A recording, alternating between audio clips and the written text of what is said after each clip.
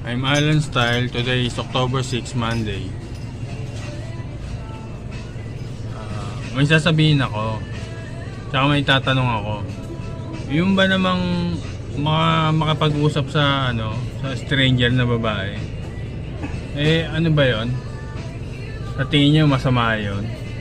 Tapos naman yung halimbawa yung tao walang asawa.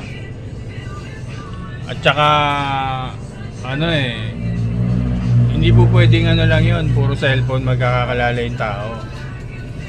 Tapos pag cellphone, hindi mo nakikita yung body language ng tao, reaction ng mukha, o yung tipong ganon.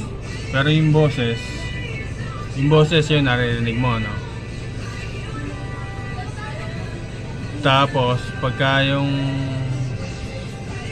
2026 na, pero ganito yung takbo nung nangyayari na na parang masasamang tao lahat ng lalaki nalalapit sa babae, na may nagsabi pa na nakakatakot daw ganon.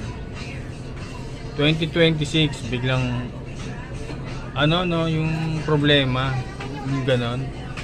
Yung tao yan, kailangan niya ng tao rin. Hindi naman laruan yung kinakausap, di ba? Hindi yun. May buhay yung kinakausap.